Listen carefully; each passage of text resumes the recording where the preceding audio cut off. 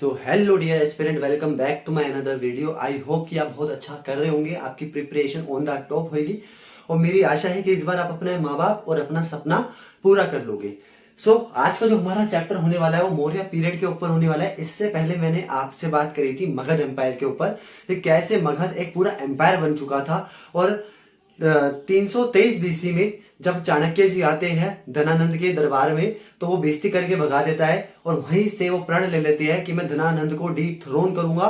और चंद्रगुप्त मौर्य को वो एक लड़का उनको अच्छा लगता है, वहीं से वो लड़के को उठाते हैं और वहीं से उनको शास्त्र नीति विद्या सिखाते हैं और उसी को अखंड भारत का एक राजा बना के रूप में तैयार करते हैं। आप देखोगे कि कैसे चाणक्य ने चंद्रगुप्त मौर्य को एक बहुत बड़ा राजा बनाया और शुरुआत होती है मौर्य पीरियड की।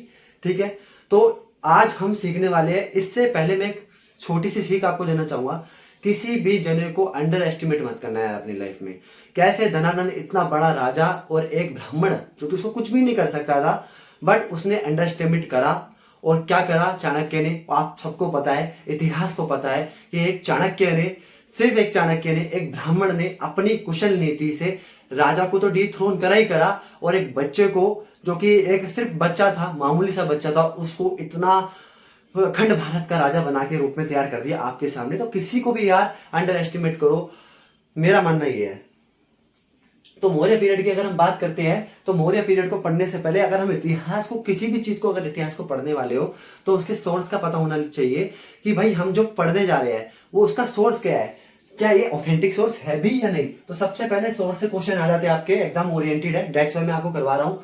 दो तरीके के सोर्स है, एक लिटरेरी सोर्स और एक आर्कोलॉजिकल सोर्स। ये आपको पता भी होगा, लिटरेरी मतलब जो भी पुस्तकें वगैरह होती है जो हमने पढ़ के किताबों के रूप में हम जो पढ़ते हैं वो लिटरेरी सोर्स होते हैं। जो आर्कोलॉजिकल, जो पहले के आर्कोलॉजिस्ट ने जो जगह फाइंड करी है, आर्कोलॉजिस्ट ने उसको आर्कोलॉजिकल सोर्स कहते हैं। तो सबसे पहले जो हमारा लिटरेरी सोर्स है वो है कौटिल्य।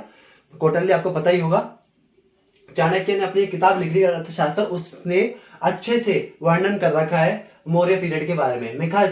मेगास्थनीज एक ग्रीक रूलर की किताब है, इंडिका, इसमें भी वर्णन है मौर्य पीरियड के बारे में। विशाखदत्त मूत्र राक्षस इनकी किताब है, इसमें भी वर्णन है मौर्य पीरियड के बारे में। और बुद्धिस्ट लिटरेचर और जैन लिटरेचर आल्सो, इसमें भी वर्णन है मौर्य पीरियड के बारे में। मैं आपको बताऊंगा जो बुद्धिस्ट लिटरेचर और जो जैन लिटरेचर है बहुत ज्यादा फेमस हो गए थे मौर्य पीरियड में। इसके पीछे मैं आपको रीजन बताऊंगा, सारा विस्तार से मैं इसके बारे में बताऊंगा। आपका ऐसा करवा दूंगा मौर्य पीरियड की, इससे क्वेश्चन बाहर नहीं जाएगा, it's my guarantee to you.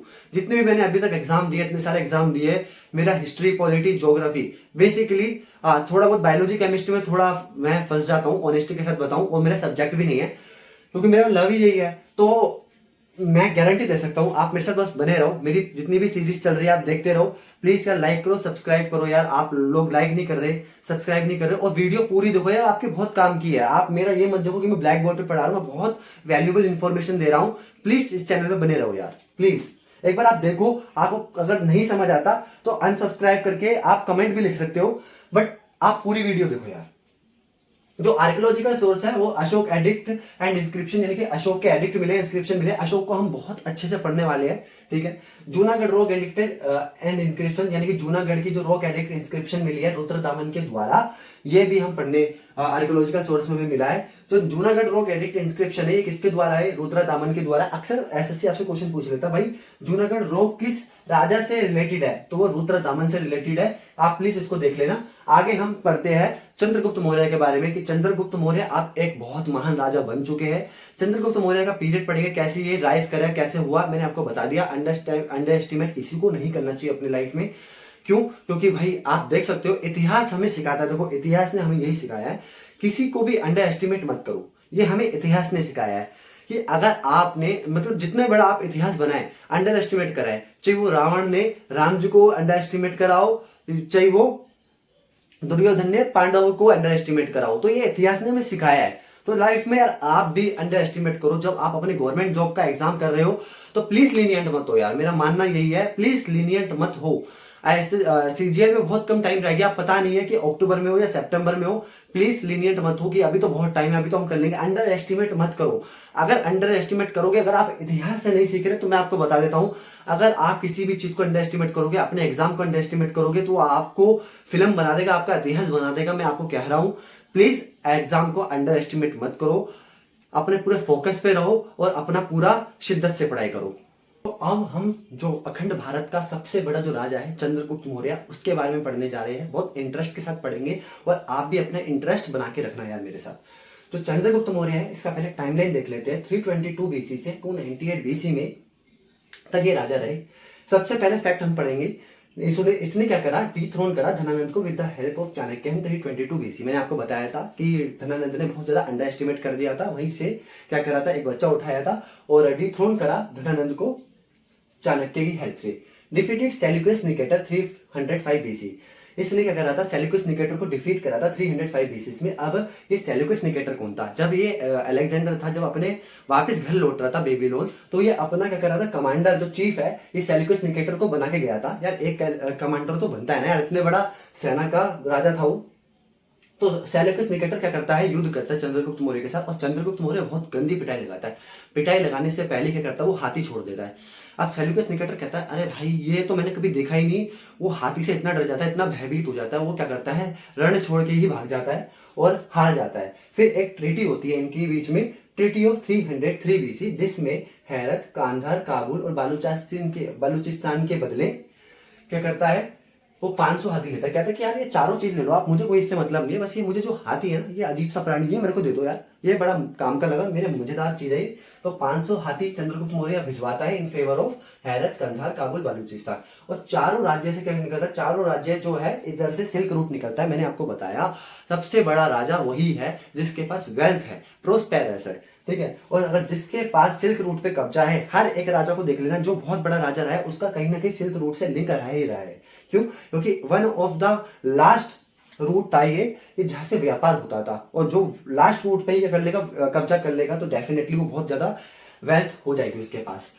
और दूसरा फैक्ट याद करेंगे, build Sudarshan lake in Gujarat. जो चंद्रगुप्त मौर्य है ये क्या करता है, सुदर्शन लेक का निर्माण कराता है गुजरात के अंदर। बहुत इंपॉर्टेंट है आपके एग्जाम प्रोस्पेक्टस से। एसएससी कई बार ये क्वेश्चन क्या करता है, बना के पूछता है कि बताओ सुदर्शन लेक कहां पर है या कौन इसको बिल्ड करवाता है। देखो यार, जो एसएससी है ये आपका एग्जाम कंडक्ट करवाता है, जो पेपर का क्वेश्चन सेट करता है वो टीसीएस करता है, टाटा कंसल्टेंसी सर्विस। अगर आपको ये नहीं पता था तो आपको ये पता होना चाहिए, एसएससी पेपर कभी भी सेट नहीं करता। एसएससी एक ऑर्गेनाइजेशन है जो क्या करता है, एग्जाम कंडक्ट करवाता है। एसएससी का काम बस इतना ही है, रिक्रूटमेंट। एसएससी एक रिक्रूटमेंट बॉडी है और जो पेपर बनाता है वो आपका टीसीएस बनवाता है। तो एसएससी को कोई दोष मत दो यार कि एसएससी ने पेपर ऐसा बनाया, टीसीएस को दोष दो, बिल्कुल दो, कोई दिक्कत नहीं।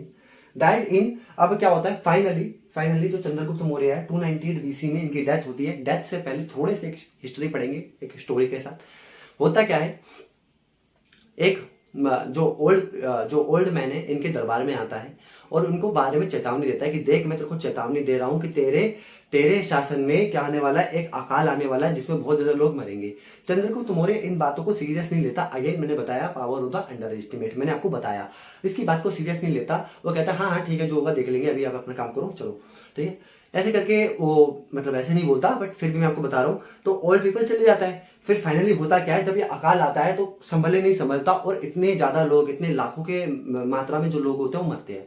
अब चंद्रगुप्त मौर्य यार ना बहुत इमोशनल किस्म का बंदा था, बहुत ज्यादा गिल्ट में आ जाता है कि यार मेरी वजह से वो आए थे मेरे पास, बड़े बुजुर्ग आए थे मेरे पास, बट मैंने उनकी बात नहीं मानी, मैंने उनको अंडर एस्टिमेट कर दिया, जिस वजह से मेरी वजह से वो अपने को गिल्ट में ले लेते हैं और कहते हैं कि जैसे मेरी प्रजा मरी है ना मेरे आंखों के सामने, हम भी मरेंगे, और जैसे मेरी प्रजा भूखी मरी है हम भी भूखे ही मरेंगे, ठीक है। तो फिर क्या होता है, जैन सेंट कहता है, बदर भाऊ कहता है हाँ मैं आपको मारूंगा, बिल्कुल मारूंगा, ऐसे ही मारेंगे, हमारे पास ये कला है कि हम बिल्कुल ऐसे मारने में सक्षम है, बहुत लोगों को मारा भी, आपको भी मारेंगे, कोई दिक्कत नहीं है। तो चंद्रगुप्त मौर्य को ये कहां पर ले जाता है, ये सरवन बेलगुरु जो कि एक कर्नाटक में जगह है, ये वहां पर ले जाता है और तामरण अनशन करते हैं भूख से, और फाइनली 298 बीसी में ये क्या करते हैं, अपना हृदय त्याग कर देते हैं और चंद्रगुप्त मौर्य मर जाते हैं 298 बीसी में। कहते हैं बड़े बुजुर्ग का आशीर्वाद हमेशा लेना चाहिए यार, बड़े बुजुर्ग हमारे काम की ही सलाह देते हैं। आजकल जो बड़े बुजुर्ग होते हैं यार, आपकी भी दादी होगी, आपके भी दादाजी होंगे, और आपको कुछ बोलते होंगे तो आपको बोलते हैं दादी तू रहने दे, मैं सब जानता हूँ, ये करता हूँ वो करता हूँ, आप ऐसे बोलते हो यार, मैं भी बोलता था, ठीक है। बट जब से हिस्ट्री पढ़ी है, जब से हमें ज्ञान आया, तो हमें पता है कि यार बड़े बुजुर्ग का आशीर्वाद हमारे पास रहना चाहिए। और आप भी अगर बड़े बुजुर्ग आपके लिए कोई बात कह रहे हैं तो यार उसमें ही आपकी भलाई है। क्यों? क्योंकि वो अपनी पूरी जिंदगी का एक्सपीरियंस उनके पास लास्ट में है। मैं चाहूंगा कि अगर आपके पास कभी भी कोई भी टाइम मिले, आधा घंटा, 15 या 20 मिनट, तो आप उनके पास बैठो, उनको भी अच्छा लगेगा और आपको बहुत कुछ सीखने को मिलेगा। एक अपने जीवन को नए विस्तार से आप देखोगे। चंद्रगुप्त मौर्य की 2 वाइफ होती है, दुर्धरा एंड हेलेना। हेलेना कौन होती है?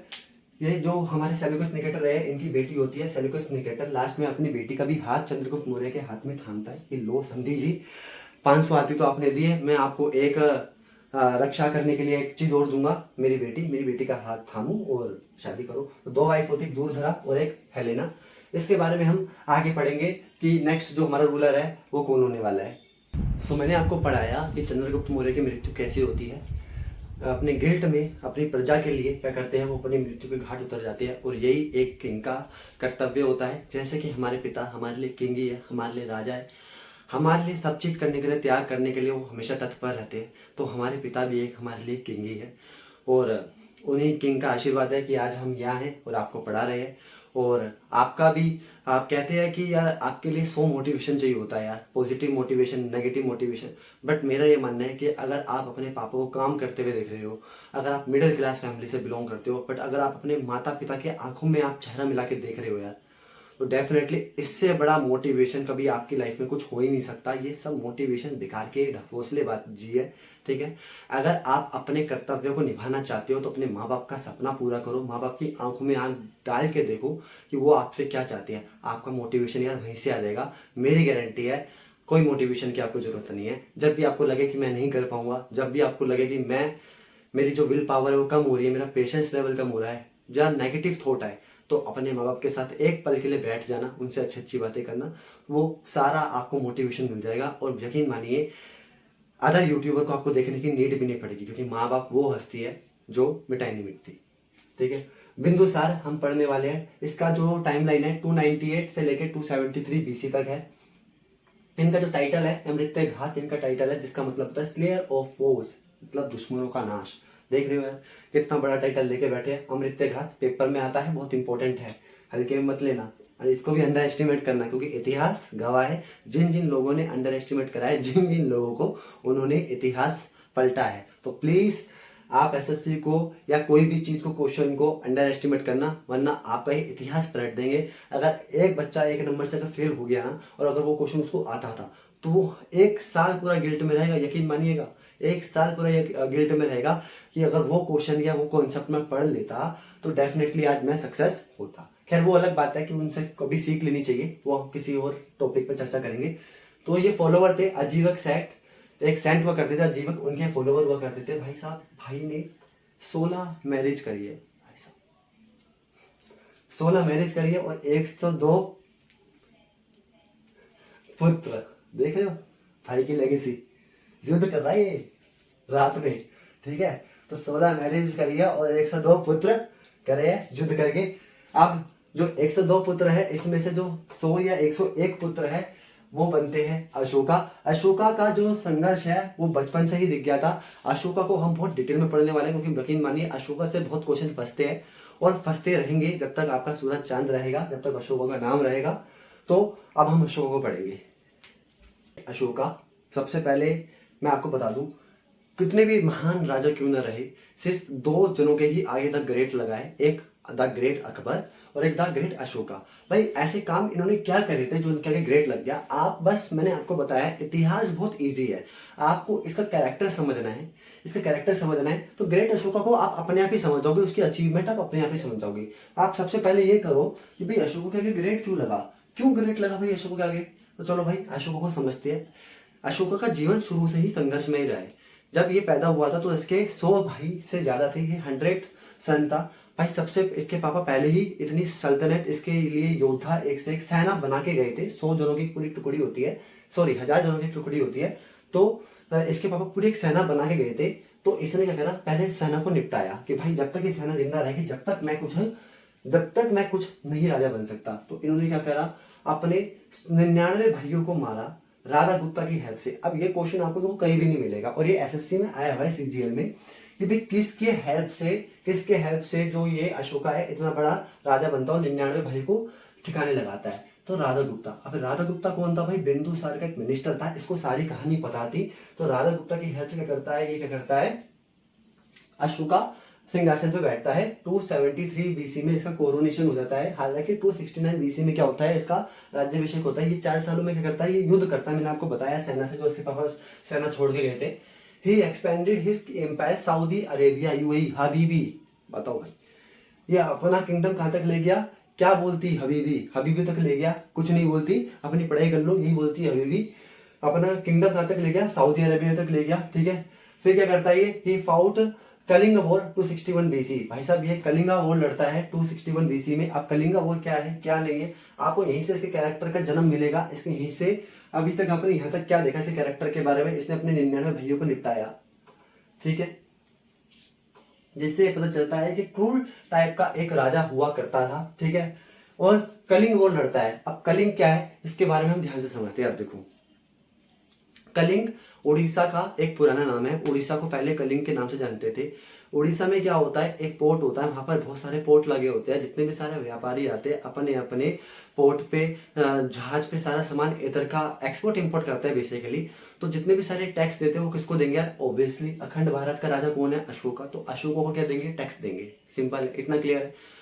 तो वहां का जो उड़ीसा का जो राजा होता है वो उनको जेलस हो जाता है अशोका से कि भाई ये तो टैक्स लिया जा रहा है, हर चीज का टैक्स ले रहा है। तो उड़ीसा का राजा क्या करता है कि तुम्हें अशोका को तो टैक्स देना ही पड़ेगा, बट मुझे भी टैक्स देना पड़ेगा। तो जितने भी सारे व्यापारी होते हैं वो ऑफेंड हो जाते हैं, कहते हैं कि भाई हम एक जने को तो टैक्स दे रहे हैं, बट आपको क्यों दे, अशोका को देंगे। इस बात से वो और के लग जाता है और वो डबल टैक्स कर देता है कि आपको डबल टैक्स अब देना पड़ेगा, मेरी मर्जी, मैं उड़ीसा का राजा हूँ, मेरी मर्जी, आप कुछ भी कर लो, जो करना है कर लो। अब भाई व्यापारी जितने भी सारे हैं ये गठ मिला के क्या करते हैं, अशोका के दरबार में जाते हैं और अपनी जितना आप बीती है ये सुनाते हैं।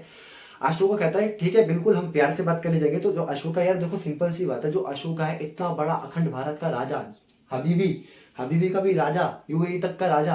तो यार अब जब उड़ीसा जा रहा है तो खाली हाथ तो जाएगा नहीं कि चलो भाई चल दिया पागलों की तरह, एक तलवार ले लियो चल दिया, कि उसके आगे पीछे कोई नहीं है।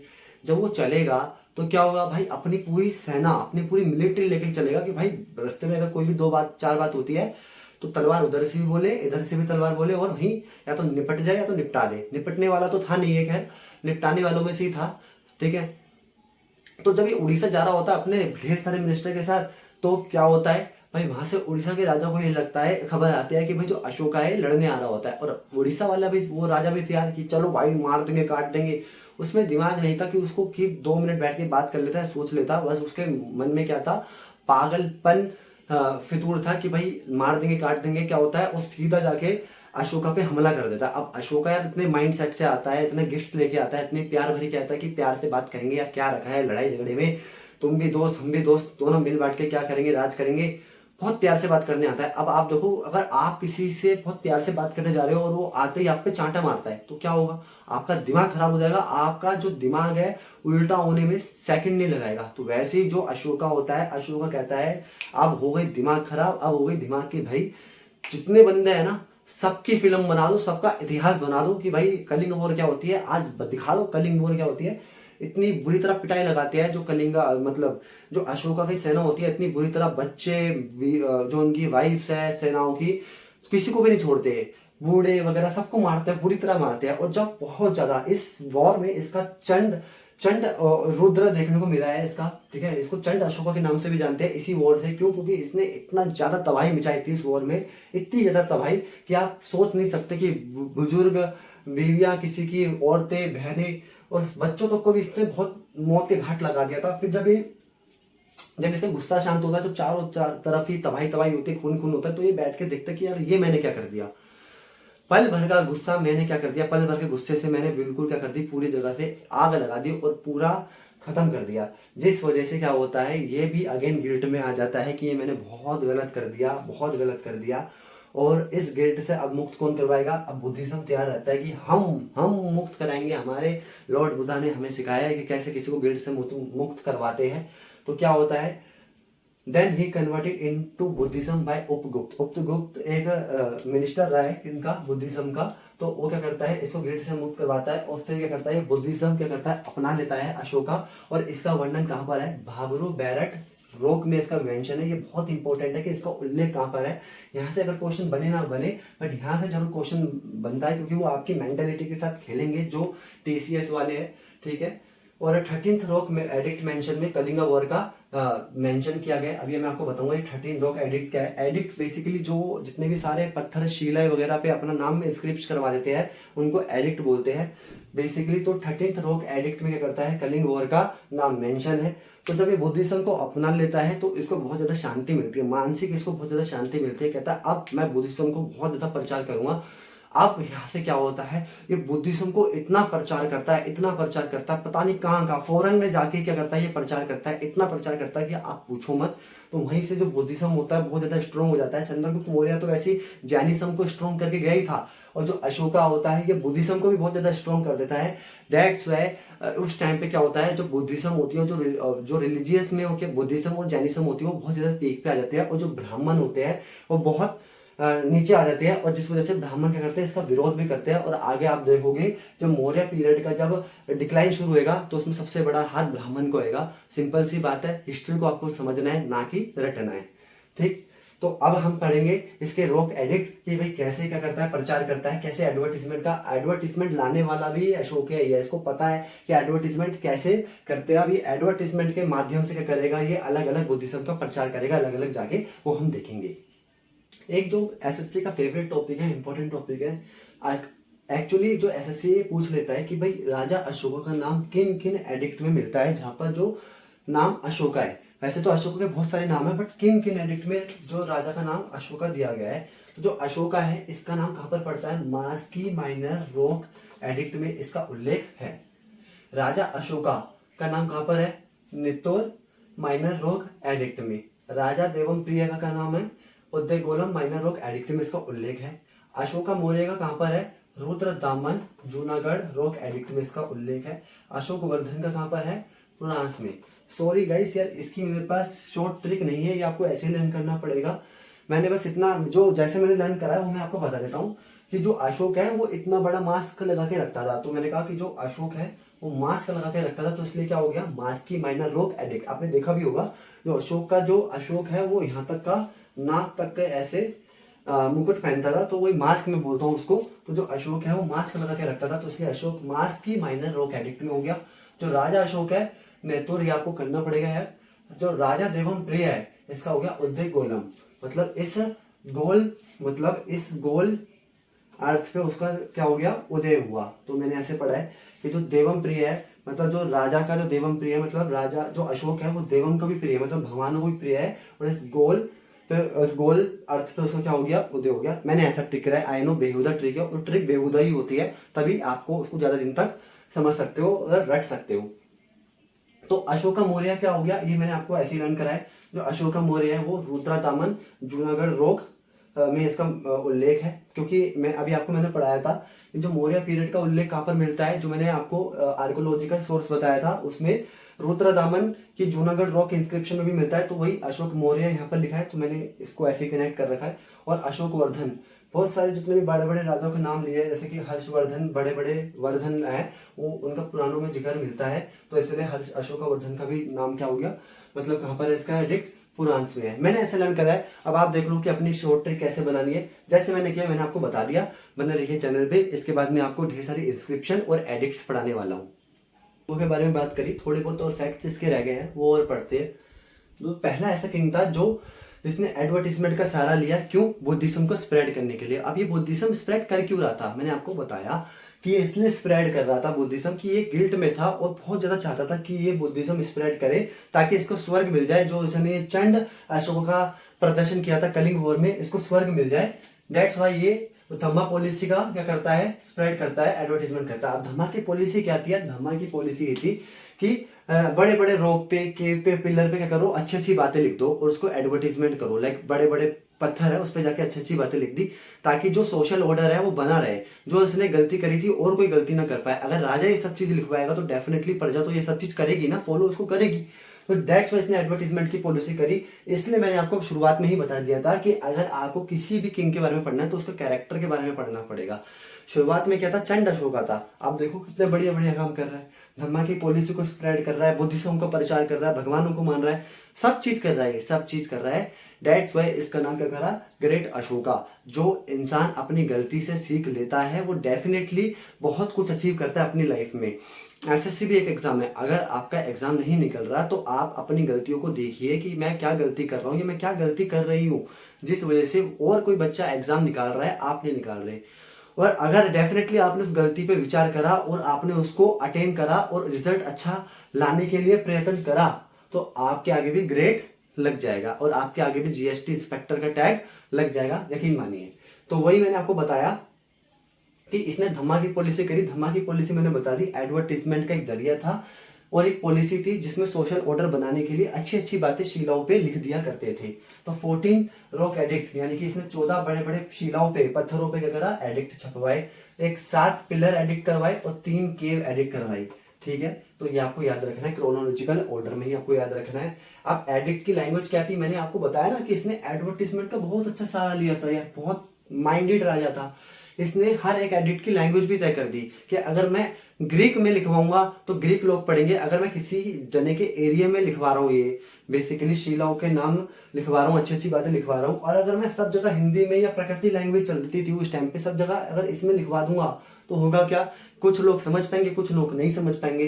तो जहां जो भाषा बोली जाती है मैं उसी लैंग्वेज में क्या करूंगा, एडवर्टीजमेंट छपवाऊंगा। ये देखो क्या माइंड था इस बंदे का, आप देख सकते हो, इसलिए इसका ग्रेट लगा है। तो प्रकृति लैंग्वेज में एडिक्ट छपवाया इसने। खरोस्ती एक लैंग्वेज है जो पाकिस्तान की साइड ज्यादा चलती है, तो खरोस्ती में भी 2 पार्ट आते हैं, एक मासा खेरा और एक शाहबाजगिरी। बहुत इंपॉर्टेंट है अपने एग्जाम प्रोस्पेक्टस से मैं आपको बता रहा हूँ। तो 2 लैंग्वेज में इसने एडिक्ट लिखवा दी। तीसरा ग्रीक, यानी कि ग्रीक लोग भी पढ़े और अच्छी अच्छी बातें सीखे और बुद्धिज्म को फॉलो करे और उसको स्प्रेड करे, तो ग्रीक में भी इसने लिखवाया था। आगे थोड़े फैक्ट देखते हैं कि इंपॉर्टेंट यह है कि रिम्यून दी पिलर एडिक्ट में इसने क्या करवा रखा है, क्या वर्णन है, लुम्बिनी टैक्स फ्री। रिम्यून दी पिलर एडिक्ट में इसने क्या वर्णन दे रखा है कि लुम्बिनी को टैक्स फ्री कर दिया। लुम्बिनी एक जगह है नेपाल में जहां पर लॉर्ड बुद्धा का जन्म हुआ था, तो वहां तो ये डेफिनेटली करेगा ही टैक्स फ्री, आप ये भी लर्न कर सकते हो। अशोका एडिक्ट के डेसेपर्ड मतलब पढ़े किसने हैं, तो जेम्स प्रिंस कैप ने पढ़े हैं 1837 में। बहुत इंपॉर्टेंट है, आपके एग्जाम में बहुत बार ये क्वेश्चन आया है कि बताओ अशोक के एडिक्ट का उल्लेख, मतलब सारे अशोक के एडिक्ट पढ़े किसने हैं, तो जेम्स प्रिंस कैप ने पढ़े 1837 में। इसके टाइम पे 3rd बुद्धिस्ट काउंसिल हुई थी जो बहुत इंपॉर्टेंट है अपने आप में, और ये इतना ज्यादा डूब गया था, ये इतना ज्यादा एडवर्टीजमेंट को लेकर डूब गया था भाई साहब, इजिप्ट, मैकडोनिया, श्रीलंका तक चले गए थे ये। और श्रीलंका में तो उन्होंने अपने बेटे और डॉटर को भी भेज दिया था कि जाओ चलो और करो क्या, स्प्रेड बुद्धिज्म का, और मुझे कुछ नहीं चाहिए, मुझे स्वर्ग चाहिए। जो मैंने गलती करी है वो कोई और गलती ना कर पाए, इसलिए एडिक्ट में इसने क्या कर दिया, अच्छी अच्छी बातें लिखी कि मैंने जो गलती करी है वो कोई और ना कर पाए, मेरी गलती से कोई और सीख तो ले। अगर मेरे लाइफ में बहुत सारी ऐसी चीजें हुई है कि जो मैंने एग्जाम निकाले बट उसको फॉलो नहीं करा। ये सब बातें मैं तब करूंगा कि जब थोड़ा मेरा सब्सक्राइबर अच्छे हो जाएंगे कि क्यों मैंने गवर्नमेंट जॉब को त्याग करके मैं टीचिंग में आ गया, क्योंकि एक तो मेरा पैशन भी था पहला और बहुत सारे रीजन भी थे। बट मेरी गलती से आप लोग सीखो यार और आप लाइफ में ग्रो करो और आपने आगे भी क्या करा लो, जीएसटी इंस्पेक्टर का टैग लगवा लो। मेरा बस यही आपसे दुआ है। अब थोड़े बहुत इसके बारे में फैक्ट्स पढ़ेंगे कि कैसे जो ये इतना बड़ा मौर्य पीरियड था ये कैसे डिक्लाइन हो गया। बने रहिए वीडियो में। अब हम जान लेते हैं कि क्या क्या कारण रहे थे मौर्य एम्पायर के खत्म होने का। मैंने आपको बताया हिस्ट्री को कभी भी नहीं रटना, क्योंकि आप एक इतिहास बन जाओगे। इतिहास को फैक्ट समझ के आपको अपने अंदर अपनाना और मेरी स्टोरी सुननी है बस। अभी मैंने आपको क्या बताया कि भाई चंद्रगुप्त मौर्य ने जैनिज्म को प्रमोट कर दिया और द ग्रेट अशोका ने क्या कर दिया, बुद्धिज्म को। और बहुत बड़े बड़े राजा थे तो इन्होंने पीक पे पहुंचा दिया जैनिज्म और बुद्धिज्म को। तो पर जितने भी ब्राह्मण थे वो आग बबूला हो गए। तो पहला कारण तो यही है, जितने भी ब्राह्मण थे वो आग बबूला हो जाएंगे और उनका दिमाग खराब हो जाएगा। और फाइनेंशियल क्राइसिस, यार देखो जब पापा इतनी बड़ी संपत्ति बना के छोड़ के जाएंगे तो बच्चे क्या करेंगे, यार इतिहास गवाह है और इतिहास गवाह रहेगा। अगर आपके पास इतनी संपत्ति है और अगर आप अपने बच्चों को एक अच्छे संस्कार नहीं दिए अपने, तो वो बच्चे क्या करेंगे, आपकी संपत्ति को बर्बाद करेंगे, खुद तो बर्बाद होंगे, संपत्ति को भी बर्बाद होंगे। जैसे कि अभी आपने एक केस देखा था पुणे में, आप वाकिफ होंगे उस केस से कि 17 साल के एक बच्चे ने क्या हरकत करी थी रोड पे, और उसके पापा एक प्रोमिनेंट बिल्डर थे, जिस वजह से क्या हो गया, वो लड़का बच गया। या आगे क्या कार्रवाई होगी आप भी देखो, मैं भी देखूंगा, बट मैं आपको जस्ट एक रीजन बता रहा हूँ कि अगर आपको एक अच्छी संस्कार और एक तालीम नहीं दी तो यही होने वाला है, फाइनेंशियल क्राइसिस होगा। क्यों? क्योंकि पापा अशोका ने तो बहुत सारी हरकत कर दी थी कि एडवर्टीजमेंट कर रहा है, और इतनी ज्यादा क्या कर दी थी, टेरिटरी बना ली थी, जिस वजह से जब कोई बाद में रूलर आएंगे तो वो डेफिनेटली वीक ही होंगे, क्योंकि पापा जैसे नहीं होंगे ना, सिंपल सी बात है। फॉरेन का इन्वेजन होगा यार, इन्वेजन तो होगा जब आपके पास इतना पैसा है, इतना पैसा है, और आप उस पैसा को प्रोटेक्ट नहीं कर सकते, तो चोर चक्के तो आएंगे ना आपके घर पे, तो वही फॉरेन इन्वेजन होगा। आपको सारी चीजों को वन बाय वन पढ़ना है। उसके बाद क्या होता है, जो लास्ट रूलर होता है वो होता है बृहद्रथ इन 185 बीसी में, जिसे कमांडर चीफ होता है पुष्यमित्र शुंग, वो उसको उसी के दरबार में मार देता है। और जो पुष्यमित्र होता है ये क्या होता है, एक ब्राह्मण होता है। और अभी आपको मैंने बता दिया, ब्राह्मण बहुत किल से पड़े थे, और यही पुष्यमित्र शुंग क्या करेगा, अपनी एक डेंसिटी का निर्माण कर लेगा। अब शुंग डेंसिटी, इसको हम पढ़ेंगे अगली क्लासेस में, ठीक है। तो मैंने आपको बताया कि ब्राह्मण का बहुत गुस्सा पीक पे था, और पुष्यमित्र शुंग जो कमांडर होता है और जो एक ब्राह्मण भी होता है। अब क्वेश्चन ये आता है कि जितने भी मौर्यन थे, एक भाई इनका वर्ण क्या था, तो भाई पुराण वगैरह अगर इसमें वर्ण अगर देखा जाए तो इनका जो वर्ण था वो था वैश्य ओरिजिन के थे। ये आपको ध्यान रखना है। जिसने लास्ट तक वीडियो देखी है तो वो डेफिनेटली उसको ध्यान रहेगा, और जो स्टूडेंट्स पहले इस वीडियो को स्किप करके जा चुके हैं तो उनका इसमें बहुत चीजें नुकसान हुएगी। लेटर मौर्य। अब मौर्य के बाद क्या होता है कि जितनी भी सारी टेरिटरी होती है वेस्ट और ईस्ट में क्या होती है, बट जाती है। जो वेस्ट होता है वो उसको कुणाल नाम का एक राजा होता है वो संभालता है, और जो ईस्ट होता है वो दशरथ नाम का एक राजा संभालता है। जो मौर्य पीरियड के पास दो तरह के कहते हैं गुद पुरुष थे। गुद पुरुष का मतलब होता है डिटेक्टिव। दो तरीके के थे, एक थे संस्थान, एक थे संचारी। संचारी का मतलब वेंडरिंग, मतलब कि घूमते रहते थे, और संस्थान का मतलब क्या होता था, एक जगह पे क्या रहते थे, ये फिक्स रहते थे, ठीक है। ये आपका चैप्टर यहाँ पर खत्म होता है। मौर्य पीरियड यहाँ की समाप्ति होती है, और पुष्यमित्र शुंग किल करके अपनी डायनेस्टी का निर्माण कर लेगा। इसको पढ़ेंगे हम नेक्स्ट क्लास में। अगर आपको मेरा सेशन अच्छा लगा तो उसको लाइक और सब्सक्राइब कर देना यार, बहुत मेहनत लगती है। प्लीज आगे भी ऐसे वैल्यूएबल कंटेंट को पाने के लिए लाइक और सब्सक्राइब कर दो। Thank you so much.